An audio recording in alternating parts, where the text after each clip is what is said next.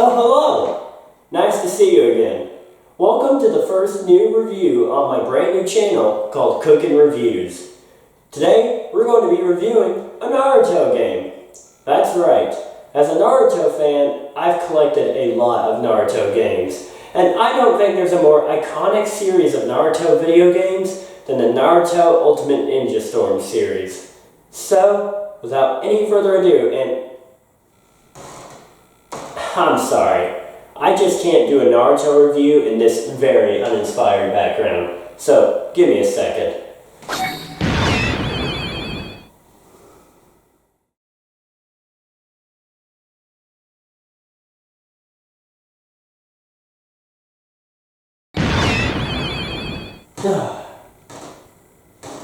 Alright, I think that works better. Now, roll the intro!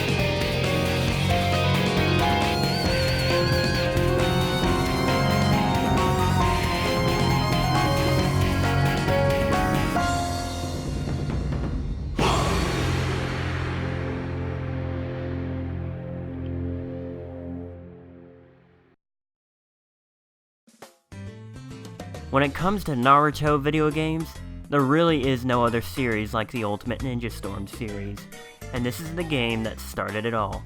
But for the developers of the game CyberConnect 2, this was not their first Naruto game at all. Far from it. In fact, they developed the Ultimate Ninja games for the PS2, which I'll probably look at for another day. With the experience of the developer and the fact that this was to be the first Naruto game hitting the PS3, did the game live up to the expectations? Well, let's find out. Before jumping into the game, I'll just be letting you know that I'll be playing the PS4 version of the game that came with the Naruto Ultimate Ninja Storm trilogy.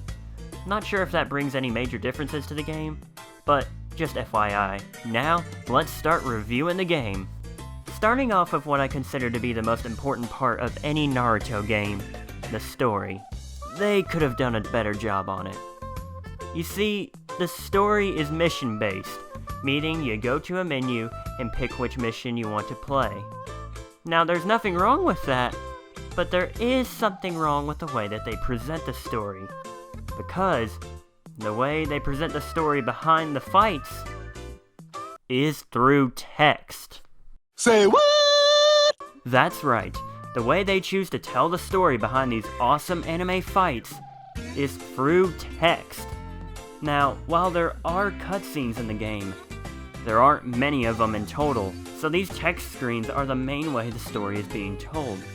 So unless you know a lot about Naruto, read these text screens, or else you will have no idea what is going on.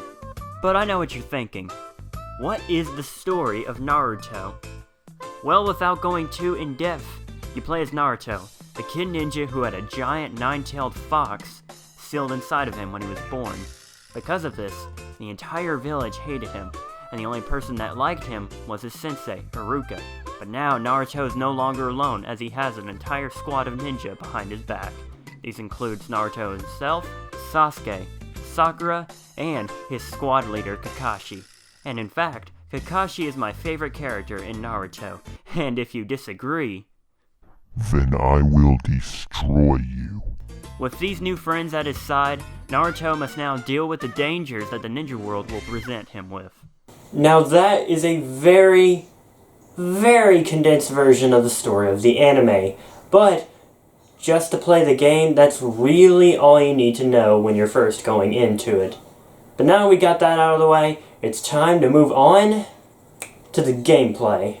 The gameplay is split up into two sections. There's the fighting section, and then there's the free roaming sections. Let's start out by talking about the fighting sections. And in my opinion, the fighting sections in this game are awesome! They're fast-paced, flashy, and just all around really fun. The fights take place in a 3D plane, meaning characters can go all across the playing field. Each character has 3 health bars. Knock down all 3 health bars and you win the fight. And there are different kinds of attacks you can use to win the fights. You can use your main combo, a ninjutsu or special attack, you can throw the enemy, or you can use an ultimate attack. What is an ultimate attack, you may ask? They're the most powerful attacks you can perform in the game. Oh yeah, did I also mention that these attacks might be just the most overkill thing in existence? I mean, just look at some of these.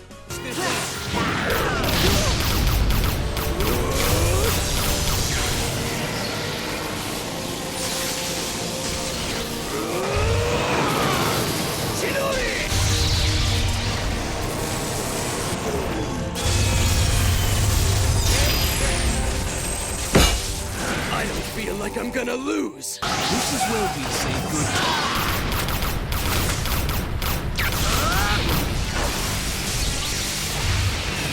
Lightning blade!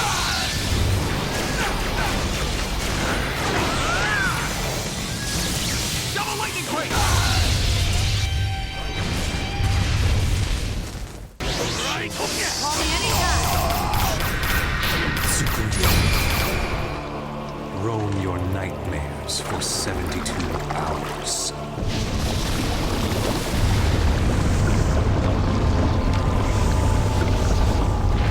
Wow! That was the expected result. I don't know about you, but that was pretty rad. Also, another thing that makes these combos so nice is the simplicity of them.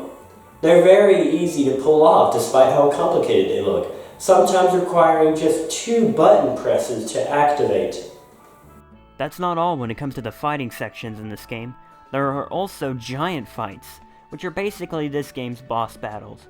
There are 3 of them: Gamabunta, Shukaku, and Manda. Unfortunately, these fights aren't very fun. They're also surprisingly easy. I mean, look at these guys. They're massive creatures. These battles should be big deals and be really hard to beat. But they aren't, and thanks to that lackluster difficulty, these battles end up being less of a deal than they should be. Now that we have talked about the fighting sections, it's time to talk about the other gameplay area, the free roaming sections. In between missions, you can roam around the Leaf Village and pretty much do whatever you want. Not to mention, Naruto's movement is very agile in these sections. You got a double jump, and the Naruto cannon, which is pretty much useless except for certain side missions. And you can run faster using your chakra or energy meter.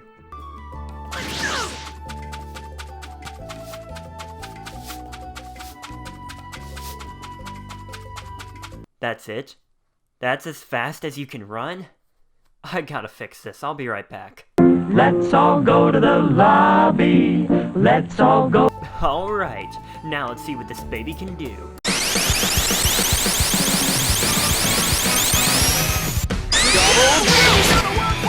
I took it too far! He won't stop! Naruto, please!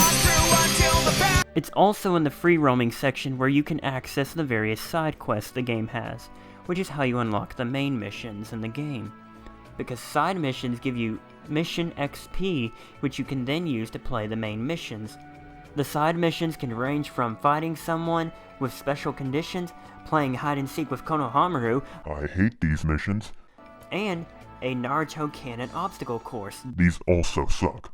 Now that we have talked about the gameplay, it's time to move on to the presentation and the music. My gosh, this game is beautiful. The graphics look so good, they make the anime look bad in comparison. They look that good.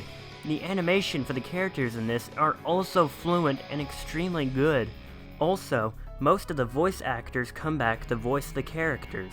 Combine that with the graphics and you have an excellent representation of the anime. Even the cutscenes, for how few there are, look really good. The music is also really good. It uses a largely original soundtrack, which is a nice touch. And one of my favorite pieces of music in the game is the character selection screen music in the versus mode. Here, have a listen.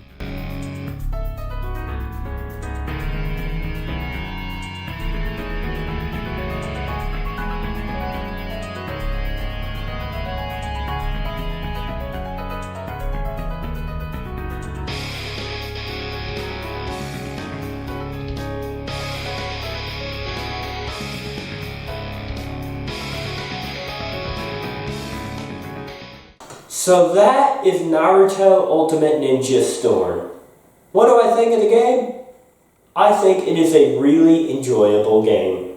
Despite the way the story is told and certain characters and storylines from the anime not being in this game, seriously, why is the Land of Waves not in this game? There are also certain side missions and the boss battles that are not really my cup of tea, but this is one Naruto game I would definitely not miss out on. The combat is amazing, the graphics make this one of the best looking Naruto games ever made, and the music is also really good. I give this game 3 out of 5. Now with all that being said, thank you all so much for watching this video.